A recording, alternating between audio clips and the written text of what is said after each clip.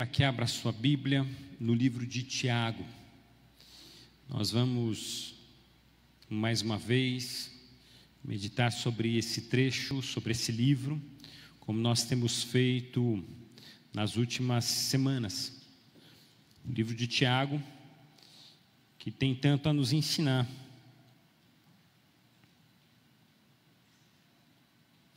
Nós temos trabalhado o tema fé em ação, a partir do livro de Tiago. Na semana passada nós falamos sobre a importância e a autoridade que Deus dá àqueles que vivem uma vida de coerência entre fé e prática. E hoje o tema é fuja da religiosidade, a partir de Tiago capítulo 1, dos versos 26 e 27. Nós vamos fazer a leitura destes dois versos. Tiago capítulo 1, versos 26 e 27. Diz assim: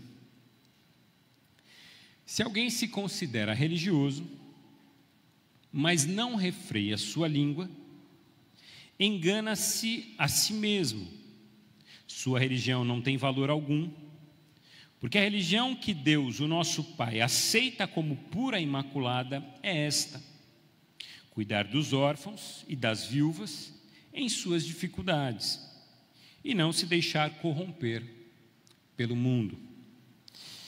Senhor, obrigado pela Tua palavra, e que essa palavra venha de encontro às ansiedades da nossa alma e do nosso espírito, e que possamos hoje tomar decisões a partir dessa palavra, que possam mudar, transformar os rumos da nossa história, em nome de Jesus, amém, amém.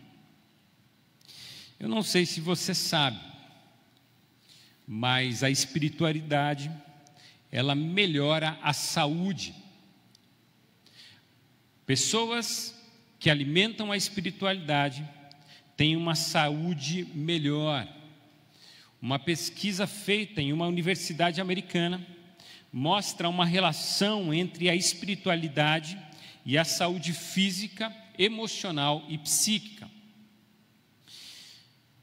Antigamente, falar sobre espiritualidade em meios acadêmicos era quase que um absurdo, uma falta de sanidade.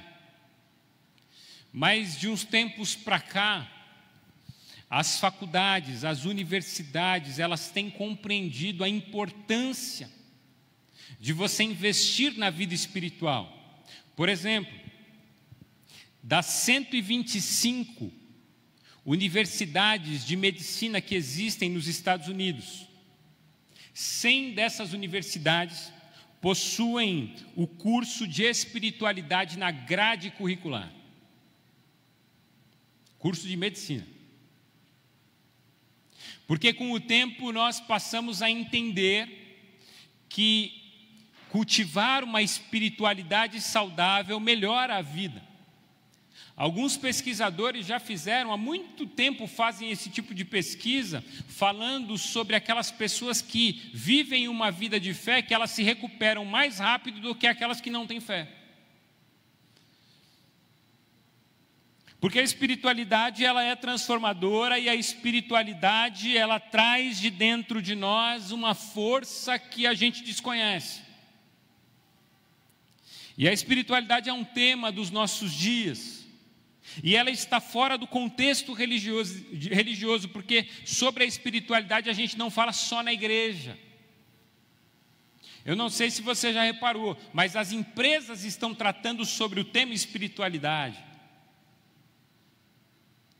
Você vê empresas dando palestras, você vê pastores dando palestras em empresas, cada vez mais comum isso. Você tem hoje a figura, que é uma figura muito comum, que é a figura do coach. E é interessante porque os coaches, eles assistem, tem muitos que fazem isso, viu? Eles assistem os cultos evangélicos e eles tomam como base as pregações, para que as pregações sejam expostas nas suas palestras. A gente já teve essa experiência aqui. Um rapaz que ele vinha aqui na igreja e ele falou assim, olha, eu uso muito aquilo que o senhor fala aos domingos nos cursos e no trabalho de coach que eu faço. Por quê? Porque de repente as pessoas descobriram que alimentar, desenvolver a espiritualidade transforma as pessoas e alimenta a fé das pessoas.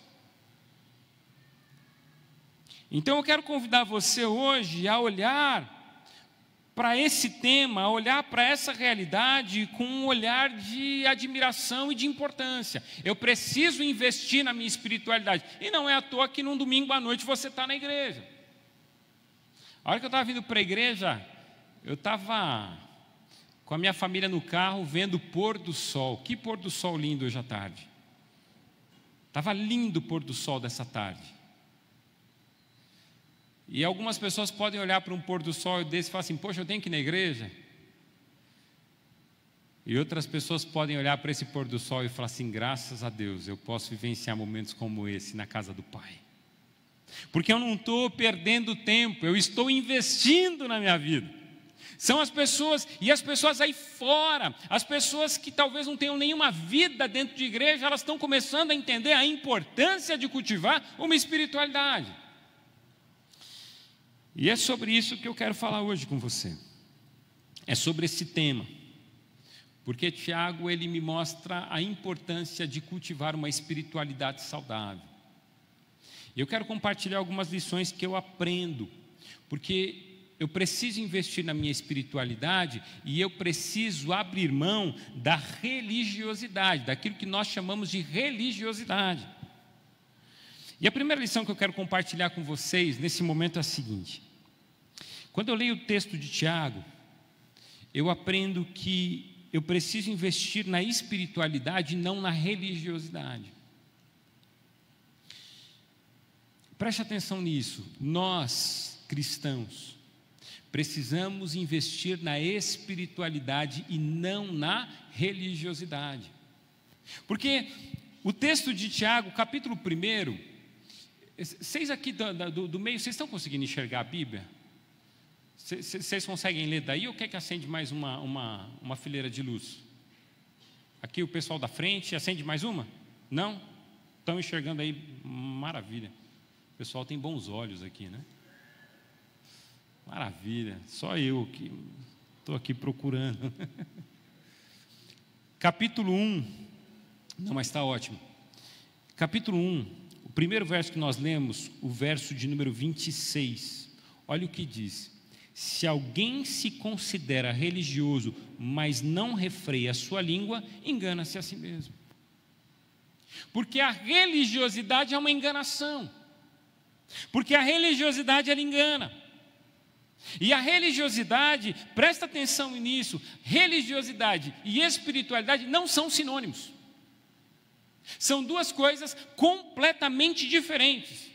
Porque a espiritualidade nasce de uma consciência de que a existência vai além do que nós imaginamos. Quando a gente pensa na espiritualidade, a gente passa a vivenciar o nosso dia a dia numa convicção de que há um mundo espiritual que influencia a realidade em que nós vivemos e há uma realidade em que nós vivemos que tem respostas espirituais. Pastor, como é que funciona isso?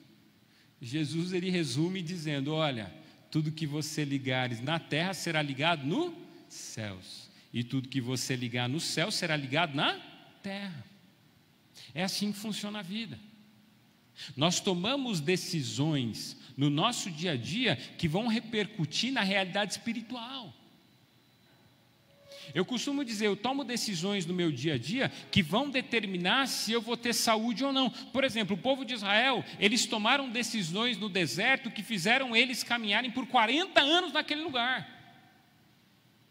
Gente, 40 anos.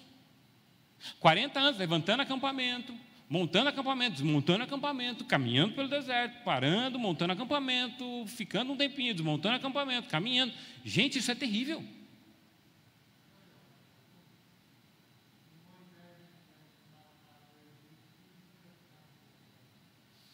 Talvez, o nosso irmão fez uma pergunta, se Moisés não tivesse matado o egípcio, se eles eles não permaneceriam, não, eles permaneceriam de qualquer jeito, eles permaneceriam.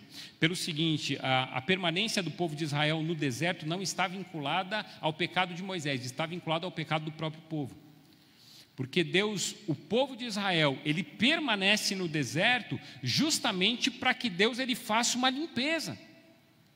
Para que Deus mude o coração deles. Porque na hora que eles estão caminhando no deserto, um dos primeiros momentos é quando Moisés ele sobe no monte para orar, e aí quando ele volta, um bezerro construído e o pessoal adorando esse bezerro de ouro. Então assim, o pecado do povo, as decisões mal tomadas tiveram consequências espirituais, e as consequências espirituais foram justamente essas. Eles tiveram que ficar andando 40 anos no deserto, até passar toda uma geração, até morrer toda uma geração, e então eles entrarem na terra prometida.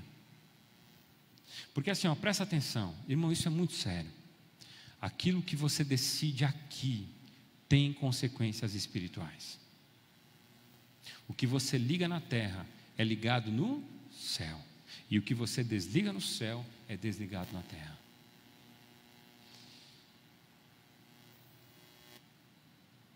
A espiritualidade, ela parte desse pressuposto. Ela compreende que há uma transcendência. Ela compreende que há uma realidade.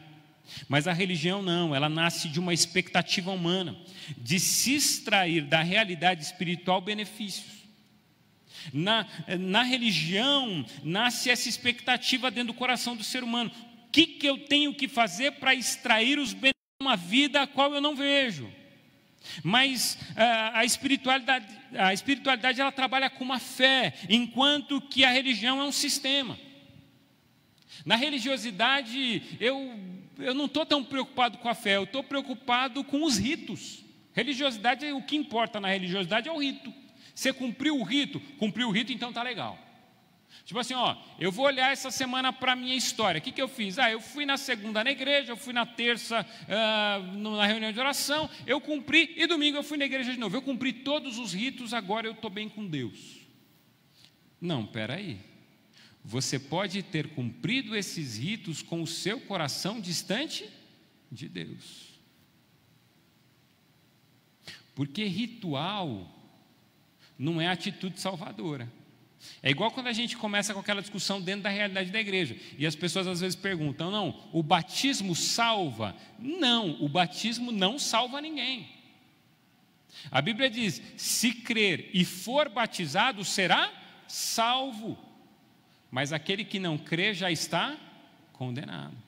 O que salva em si não é o batismo.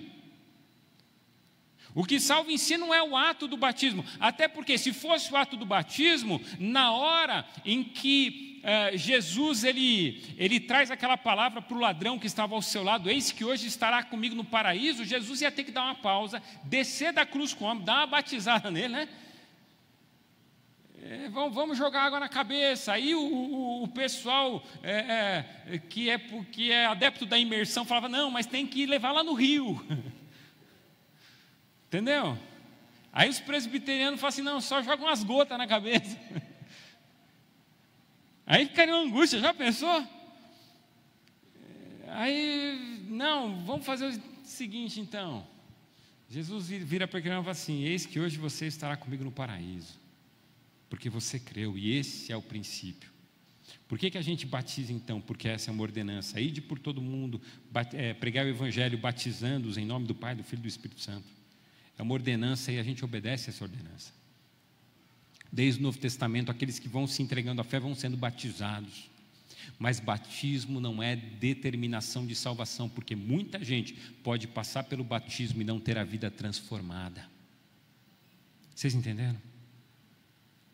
Porque o que está em jogo não é a religiosidade, é a espiritualidade.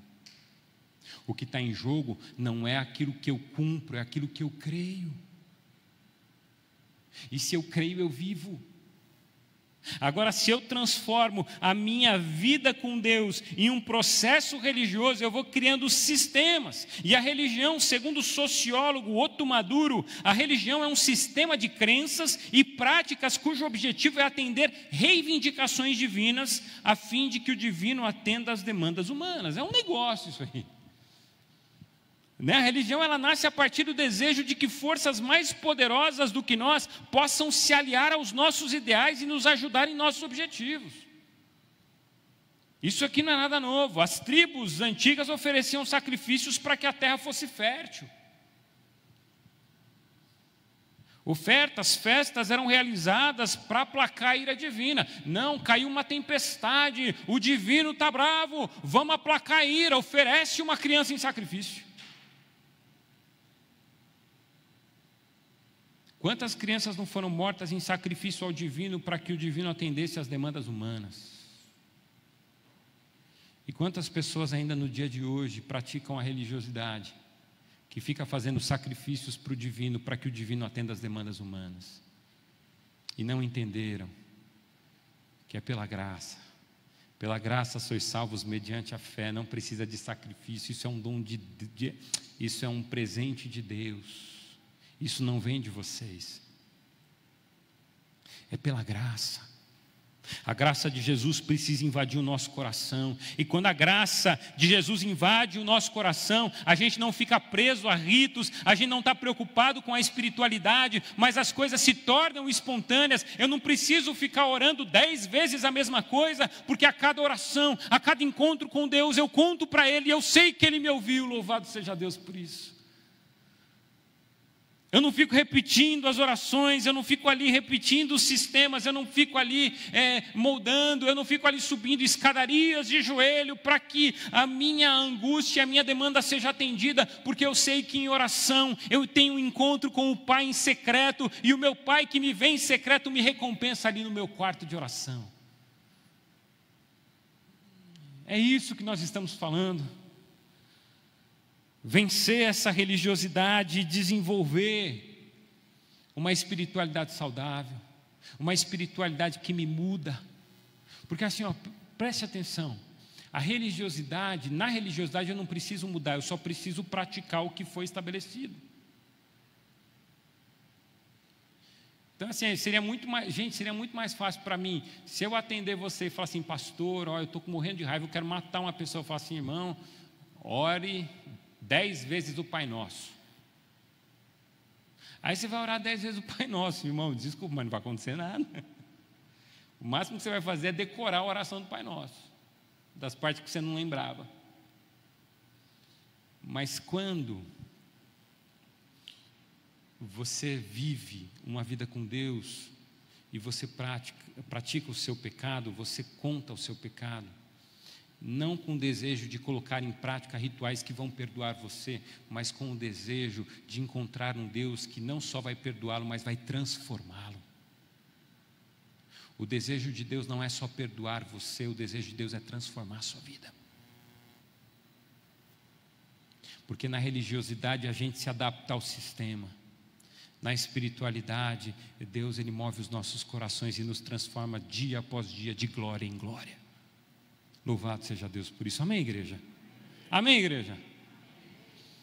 Segundo lugar, quando eu leio o texto de Tiago, eu aprendo o seguinte: opte pela espiritualidade, porque a religiosidade muda apenas os hábitos.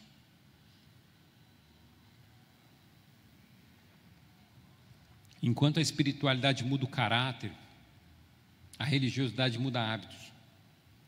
E olha, mais uma vez eu quero convidar você a ler o mesmo verso, o verso 26. Se alguém considera ser religioso, mas não refreia a sua língua, engana-se a si mesmo, e a sua religião não tem valor algum. A religião não tem valor. Porque de que adianta eu me considerar religioso, mas eu ter uma língua afiada e destrutiva? E eu tenho uma língua afiada e destrutiva. Presta atenção, nós precisamos tomar cuidado com as nossas palavras, porque a boca fala do que está cheio o coração. Porque quando o Tiago fala isso, eu fico olhando e eu fico pensando, eu não preciso só refrear a língua, eu preciso refrear o coração. Eu preciso frear o meu coração, porque a boca fala do que está cheio o meu coração. E o apóstolo Tiago, ele afirma que se alguém diz ser religioso, mas não refreia a sua língua, a sua religião é vã, ela não serve para nada. Para Tiago, o homem perfeito, o homem maduro é aquele que não tropeça na sua boca. Abre lá no capítulo 3 de Tiago, verso de número 2. Olha o que diz lá. Capítulo 3 de Tiago, verso de número 2.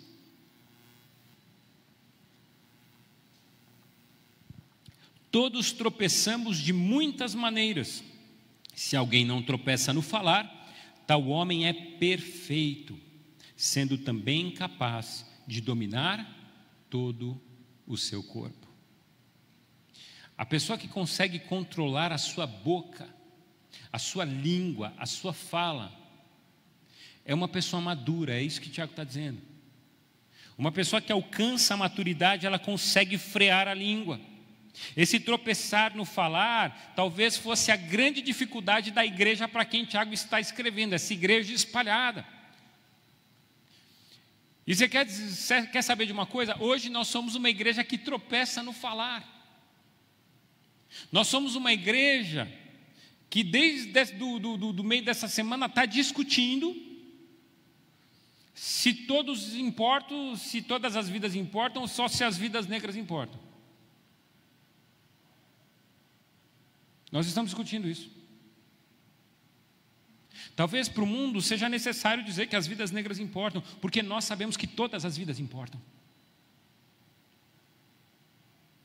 Nós sabemos que cada vida é importante. Nós lemos aqui no início do culto que Deus, Ele morreu por todos.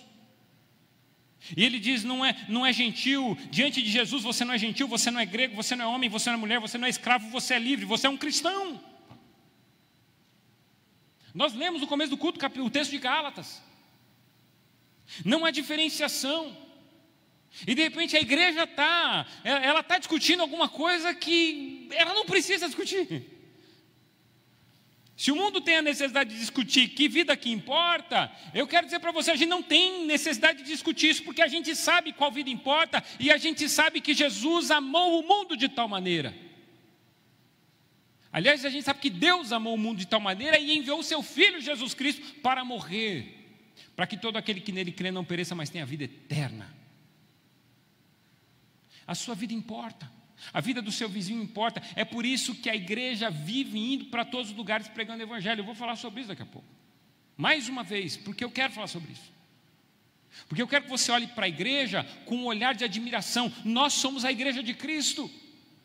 A gente está vivendo um momento em que a igreja, ela fala mal dela mesma. As pessoas falam mal do próprio corpo de Cristo. Nós nos tornamos uma igreja dividida, nós nos tornamos uma igreja perdida, nós nos tornamos uma igreja sem referencial. E, irmão, deixa eu dizer uma coisa, se a sua língua é afiada, significa que o seu coração está mal resolvido.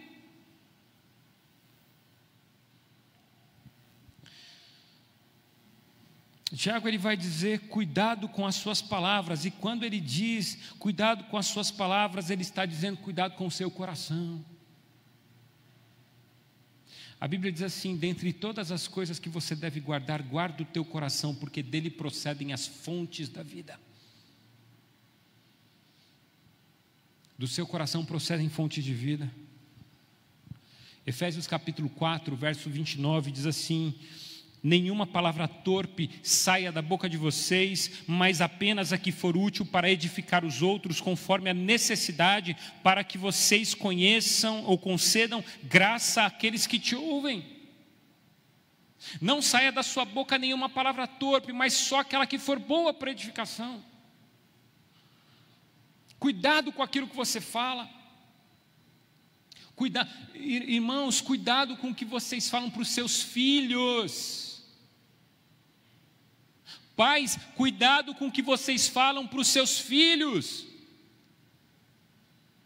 Ah, mas eu falo assim, eu falo porque eu não aguento. Em nome de Jesus, cuidado com o que vocês falam para os seus filhos, porque vocês carregam, cada um aqui carrega palavras que ouviram quando eram crianças, e às vezes essas palavras são duras e estão aqui até hoje.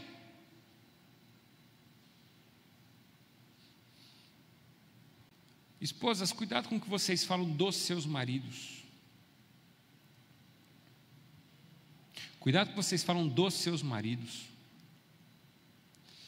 Porque a boca que ora para abençoar e transformar o lar, não pode ser a mesma boca que fica falando mal do seu parceiro. Você tem alguma dificuldade? Resolve. Se seu marido está te maltratando, você tem que resolver isso. Você tem que colocar limites. Agora, se você está sofrendo, se você está sofrendo abusos e outras coisas, aí já é uma questão, um caso de polícia. Uma vez uma irmã, muitos anos atrás, no começo do meu ministério, minha irmã, ela chegou na igreja e falou assim: pastor, meu marido me bateu.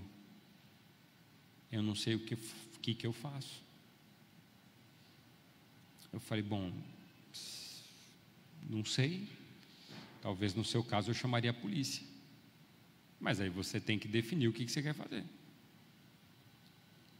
Porque você precisa definir se você quer continuar vivendo essa vida ou se você quer sair dela.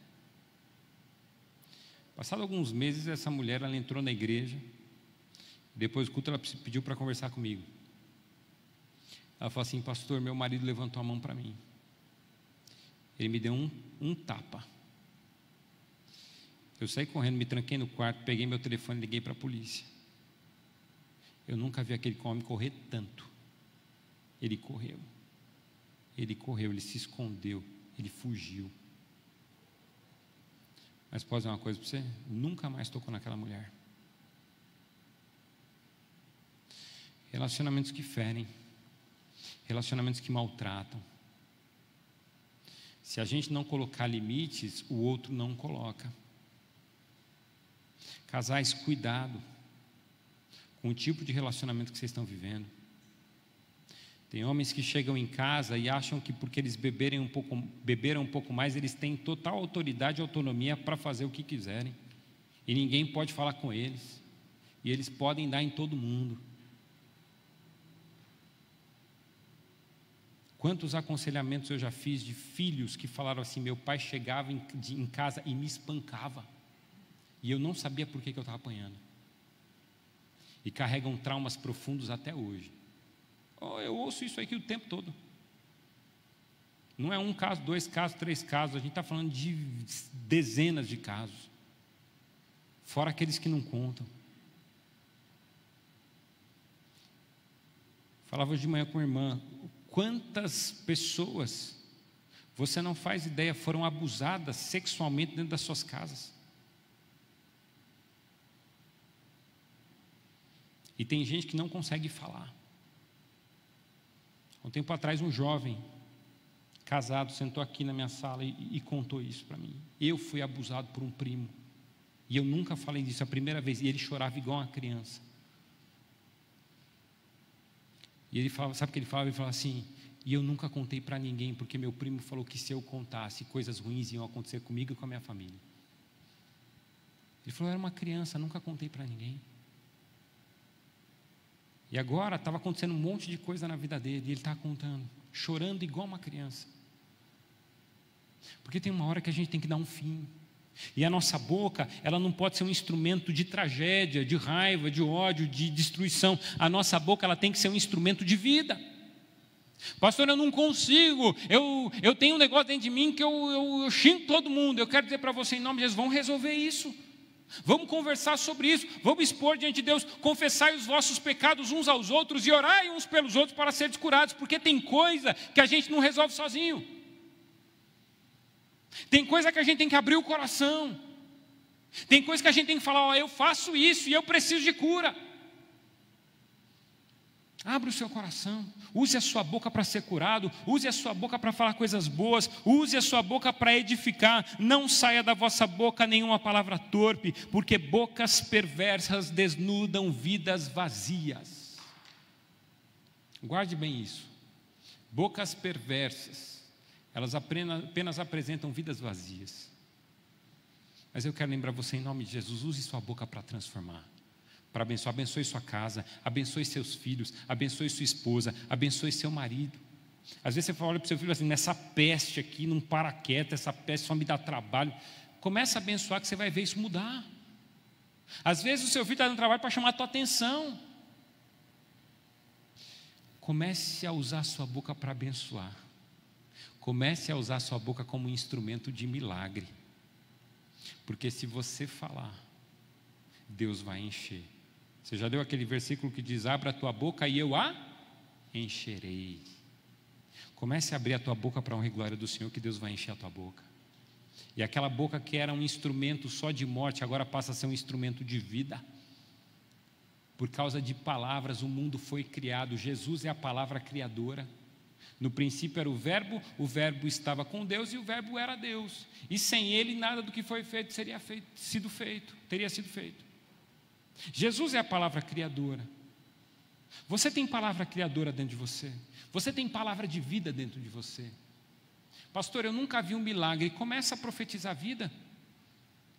Olha o que Deus fez com Ezequiel. Ezequiel, está vendo esse vale de ossos secos? Deus mostra a Ezequiel um vale de ossos. E aí Deus fala assim: está vendo esses ossos? Você acha que eles podem voltar a viver? Aí Ezequiel, que sabe quem é Deus, ele fala assim: tu sabes. Aí Deus diz para Ezequiel: profetiza. Profetiza em nome de Jesus. Profetiza. E aí essa fala é minha para vocês. Profetiza na sua vida em nome de Jesus. Profetiza na sua vida que ossos podem virar carne. E a Bíblia diz que ele começa a profetizar e aqueles ossos começam a bater um no outro e eles começam a juntar um no outro e começa a criar musculatura e de repente começa a criar carne, daqui a pouco começa a criar pele e daqui a pouco ele vê um exército em pé. Porque ele profetizou, porque ele usou a boca dele para trazer vida. E aí Tiago está dizendo para a gente: cuidado, porque se vocês ficarem aí se dividindo, porque se vocês ficarem brigando, falando bobagem por pouca coisa, vocês vão estar aí rompendo com a vida cristã, vocês não vão construir espiritualidade nenhuma, e a religiosidade de vocês será vã, não servirá para nada. Mas se vocês alimentarem uma espiritualidade de verdade, a boca de vocês vai transformar vidas. Vocês vão ver milagre acontecer. E vocês vão estar cada vez mais próximos de Deus. Que assim seja sobre nós, em nome de Jesus. Amém. E terceiro e último lugar. Quando eu leio o texto de Tiago, eu aprendo a seguinte lição.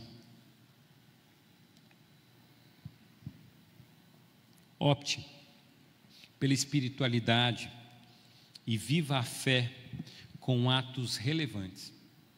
Porque de repente, em Tiago capítulo 1, verso de número 27, ele diz assim: a religião que Deus, presta atenção, a religião que Deus, o nosso Pai, aceita como pura e imaculada é esta: cuidar dos órfãos e das viúvas em suas dificuldades e não se deixar corromper pelo mundo. Porque você há de convir comigo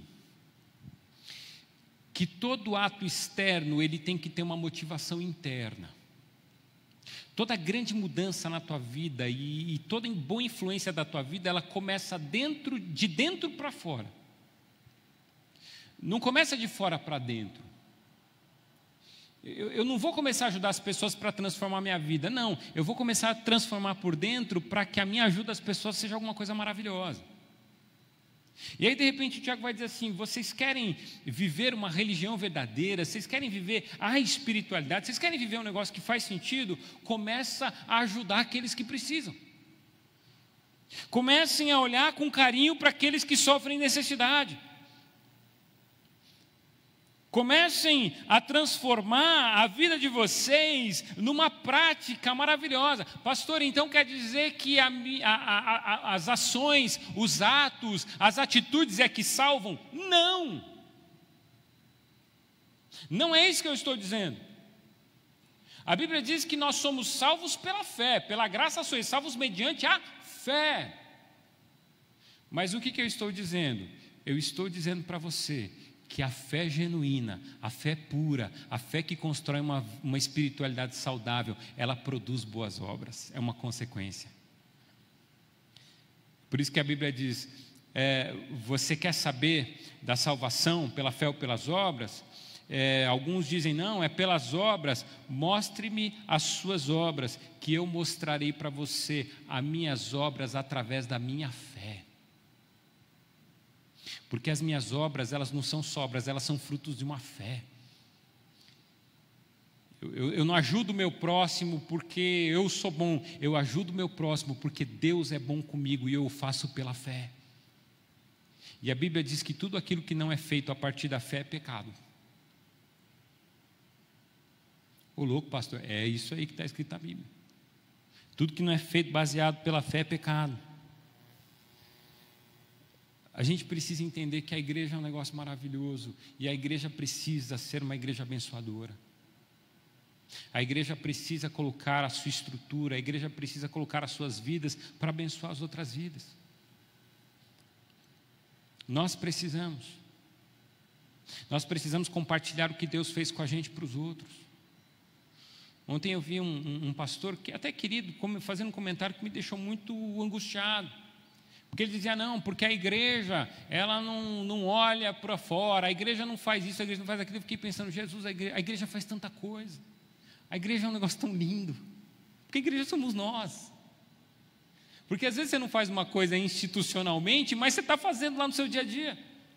E a igreja faz coisas que ninguém faz. Eu digo isso o tempo todo e eu não canso de dizer.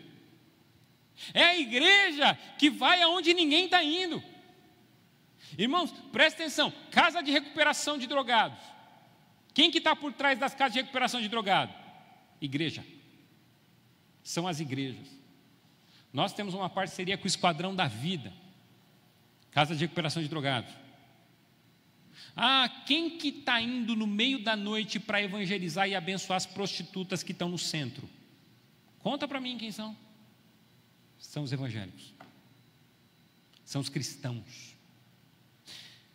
Você já saiu pela sua casa, da sua casa, no meio da cidade, numa noite qualquer, inclusive uma noite fria, e você se deparou com carros estacionados no meio do nada, com um monte de gente com um coletinho, entregando marmita? Sabe quem está fazendo isso? Não é o governo, não é o município, as igrejas. E sabe por que as igrejas fazem? Alguém pediu? As igrejas viram a necessidade.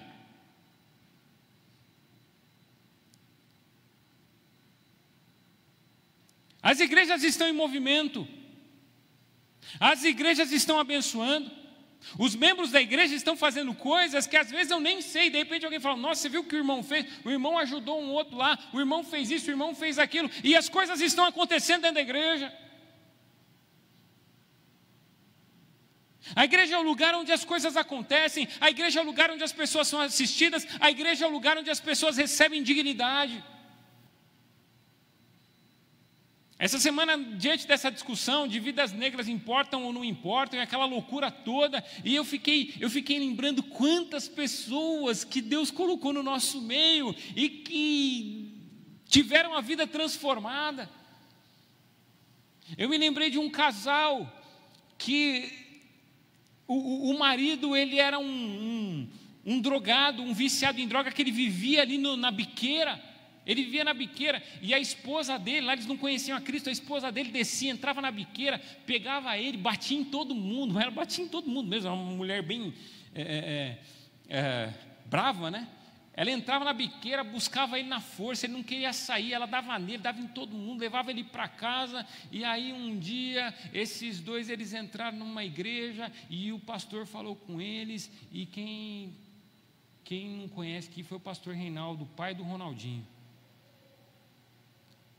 Foi o pastor Reinaldo, porque eles se converteram, e o pastor falou com eles, e eles entregaram a vida a Cristo. Esse homem saiu, investiu na vida desse homem, esse homem saiu da biqueira, esse homem foi liberto. Com o tempo, esse homem passou a ser liderança dessa igreja, a esposa líder da igreja. Hoje essa mulher é pastora. Essa mulher que pegava o marido ali pela força, hoje é pastor e serve a Deus. As coisas vão acontecendo na história, a gente vai vendo gente mudar de vida, e eu fico pensando, olha o que a igreja está fazendo. Eu não fico ali dizendo, não, porque a igreja não olha para isso, a igreja não olha para aquilo. Eu fico olhando, eu falo assim, que bênção, a igreja faz o que ela pode. A igreja está aí. A A igreja está aí pendurando roupa na frente da igreja todo santo dia. A nossa irmã Cristiane, quase todo dia ela vem aqui, pendura roupa, ajeita roupa, joga roupa fora, organiza. Aliás, se alguém quiser ajudar a Cristiane, ela vai precisar de ajuda, viu? Porque assim, não sei se vocês sabem, mas todo dia me chega um monte de sacola aqui na igreja, todo dia. E o pessoal não está nem pendurando mais as roupas no varal, eles estão deixando as sacolas tudo aqui no canto. E aí a Cris faz todo esse trabalho de separar a roupa, porque tem roupas que deixam aí que é lamentável. Roupas que a pessoa devia ter jogado no lixo, mas ela traz aqui. Não sei se com boa tem intenção ou má intenção, mas traz. E assim, eu sento às vezes na minha sala, eu ligo a câmera, eu vejo gente colocando roupa, gente levando roupa. Depois a gente deixa a sacolinha, aí tem gente que passa, pendura a roupa, tem gente... É o tempo inteiro. Por quê? Porque isso abençoa. Aí um dia desses tiraram aqui, alguém reclamou aí e cortaram o nosso varal. Aí alguém da comunidade, eu falei assim, vamos esperar só esse período de chuva que a gente põe de novo. Nem precisou esperar, alguém da comunidade foi lá e pendurou o varal de novo. E falou assim, nossa, a gente precisa disso, isso abençoa tanta gente. A gente tem algum trabalho com isso? Quase nenhum. Uma irmã que vem aqui montar roupa. Aí eu falei para ela, vamos colocar mais gente de manhã, gente para pendurar roupa no varal de manhã, gente para pendurar roupa no varal à tarde, gente para separar a roupa, para ela não fazer isso sozinha, para jogar roupa fora, para ver o que serve, o que não serve. A gente precisa. Mas é a igreja em movimento. É a igreja olhando e fazendo aquilo que às vezes o próprio município não está fazendo. E por que a igreja faz isso? Porque a igreja entendeu, a igreja olhou para Tiago capítulo 1, verso 27, a religião que Deus, o nosso Pai, aceita como pura e imaculada é esta: cuidar dos órfãos e das viúvas em suas dificuldades e não se deixar corromper pelo mundo. Por que ele fala órfãos e viúvas? Porque no passado a situação dos órfãos e das viúvas era terrível. Se morria o marido, não tinha mais dinheiro em casa, não tinha esse negócio de aposentadoria que tem hoje. A gente não tem essa angústia hoje com viúvas e órfãos, porque tem a tal da aposentadoria. Vai para um, assiste outro. Normalmente, em sua maioria, não temos. Mas a gente vê famílias que sofrem por outras razões. E aí o que a igreja faz? A igreja assiste de outras formas hoje. A igreja olha para aquilo que ninguém olha. Tiago, ele olhava os órfãos. Você lembra do texto da viúva? A viúva do azeite? O pessoal que está fazendo o curso na terça já viu esse texto. O texto da viúva do azeite é isso: o marido morreu, o marido deixou dívida, a mulher não tinha com que pagar a dívida, porque a mulher não tinha trabalho, os filhos eram pequenos, os credores foram na casa dela para levar os filhos para trabalharem como escravos. E aí chega o profeta, e aí ele disse para aquela mulher: o que você tem? Ela falou assim: eu tenho um azeite e um pouco de farinha. Eu falei: então faz o seguinte, vai pela região aqui, pega todas as botijas que você conseguir. E aí ela traz todas as botijas. E aí ele começa a virar o azeite, aquele azeite enche uma botija, enche outra bacia, vai enchendo, e não acaba aquele azeite, e só acaba quando enche a última botija. Esse é o nosso Deus, é o Deus que cuida daqueles que precisam de cuidado. E sabe quem precisa de cuidado? Eu e você. Deus é aquele que olha, não para uma raça específica, mas Ele olha para todos aqueles que precisam e carecem da sua graça. Todos aqueles que clamam pelo teu amor e pela tua misericórdia. Deus ouve essas orações. Deus ouve essas orações. Jesus nos conta a parábola de 2 homens que oravam. Um batia no peito dizendo: obrigado porque eu não sou igual a esse pecador. E o outro, ajoelhado, dizia: Senhor, tem misericórdia de mim porque eu sou terrível. E aí Jesus fala: Deus ouviu a oração desse pequenino. Um dia a gente vai estar diante do tribunal de Cristo. Alguns serão separados para a direita e outros para a esquerda. E a Bíblia diz que Deus dirá assim: vinde a mim, benditos de meu Pai, para aqueles que estiverem à direita, para o reino que vos preparei.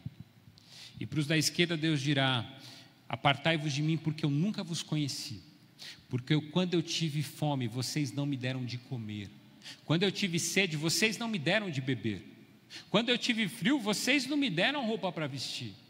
Quando eu não tinha onde dormir, vocês não me hospedaram. E aí eles dirão: mas quando nós fizemos isso? E Jesus dirá: quando vocês não fizeram a um dos pequeninos. Ou seja, em outras palavras, quando vocês não fizeram aqueles que precisavam. É sobre isso o Evangelho. O Evangelho não é só sobre nós, não é sobre mim, é sobre todos nós. O Evangelho é o Evangelho da salvação, da graça. Eu não tenho a chave do céu para dizer quem entra, quem sai. Mas eu sou um instrumento para dizer que todos são convidados para essa festa. Que Deus assim nos abençoe. Que a nossa oração seja: Senhor, torna-me alguém muito mais do que religioso, alguém que tem uma espiritualidade saudável, que vive na Tua presença em todo o tempo. Alguém que vê a necessidade do outro e não fica ali: ai que pena, mas vai lá, ora, abençoa. Sabe por quê? Você lembra de Pedro entrando? Pedro estava entrando no templo. E quando ele chegou na porta do templo, tinha um pedinte ali. Aí era um coxo, um paralítico, na porta do templo. E aí, quando ele está entrando, o paralítico pede alguma coisa para ele. Você não tem um dinheiro para me dar? Aquela conversa toda, que a gente já conhece. E aí Pedro olha para aquele homem e diz assim: eu não tenho ouro, eu não tenho prata, mas o que eu tenho eu te dou, levanta e anda. Porque às vezes a necessidade do outro é muito mais do que um dinheiro. É a possibilidade de restaurar a vida e a condição anterior. Que Deus nos use para isso em nome de Jesus, amém? Feche os seus olhos, vamos orar. Vamos orar.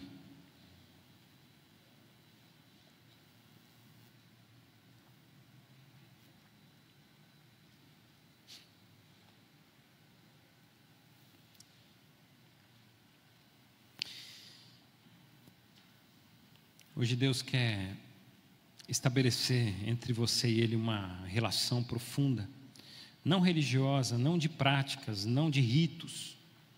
Deus não está interessado nos rituais.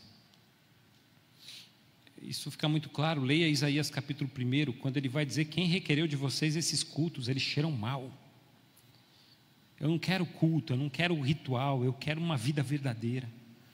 Jesus ele vai dizer: o que o Pai procura adoradores que o adorem com espírito verdadeiro. É isso, é sobre isso que nós estamos falando. Sobre verdade, sobre sinceridade de coração. E eu quero convidar você hoje a apresentar o seu coração com sinceridade a Deus.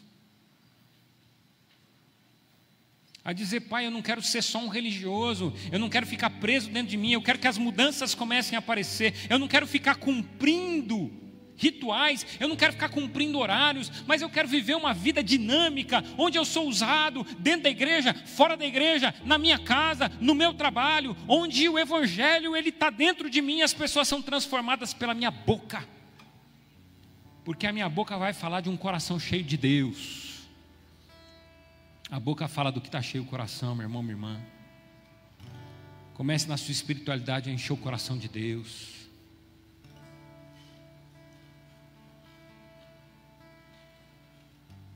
Pai, em nome de Jesus, visita as nossas vidas hoje, nessa noite. Quantas pessoas estão olhando para dentro e dizendo: Deus, eu quero mais, isso é muito pouco. O que eu estou vivendo é muito pequeno, e eu quero viver coisas grandes, porque nem olhos viram, nem ouvidos ouviram, e jamais penetrou no coração do homem aquilo que Deus preparou para aqueles que o amam. E eu quero experimentar essas coisas que o Senhor nos preparou. Eu quero ser um instrumento de vida para pessoas que desacreditaram na vida. Talvez o órfão e a viúva que eu preciso ajudar seja alguém que está acamado. Talvez seja alguém que está em uma depressão profunda, que há anos está nessa depressão e não consegue sair dela. E eu preciso começar a visitá-la, eu preciso começar a orar por ela, eu preciso começar a ir lá ler a palavra de Deus, porque a palavra de Deus liberta e é vida. Eu preciso parar de ficar lá reclamando porque ela não faz nada, porque ela é preguiçosa, porque ela não se esforça. E eu preciso lá começar a pregar a palavra de Deus, ler os textos, ler a tua palavra que edifica e transforma. Talvez hoje o órfão e a viúva que eu preciso ajudar Seja um parente que está perdido, que perdeu tudo e precisa de uma direção. Talvez eu não tenha dinheiro para emprestar, talvez eu não tenha nada para dar, mas eu posso dar uma direção, eu posso orar com ele, eu posso abençoar ele, eu posso dizer: a gente está junto, não fica com medo não. Deus é Senhor e Ele pode ir à tua frente. Talvez você esteja dizendo: pastor, eu não tenho condição de ajudar ninguém, talvez eu tenha que ser ajudado. E eu quero dizer para você, em nome de Jesus, você não está sozinho. Há um corpo, há uma igreja que está com você. Ó Deus, levanta a tua igreja para marchar. Levanta a tua igreja para abençoar. Levanta a tua igreja para trabalhar. Levanta a tua igreja para ministrar. Levanta a tua igreja para curar. Levanta a tua igreja, ó Deus, para agir no nome do Senhor Jesus. Porque em teu nome expulsaremos demônios. Em teu nome, ó Deus, realizaremos coisas milagrosas. Em teu nome teremos visões, teremos sonhos, porque o Senhor está no nosso meio. Levanta a tua igreja em nome de Jesus, no poder do teu Espírito Santo. Assim eu oro, assim eu creio, assim eu te agradeço em nome de Jesus.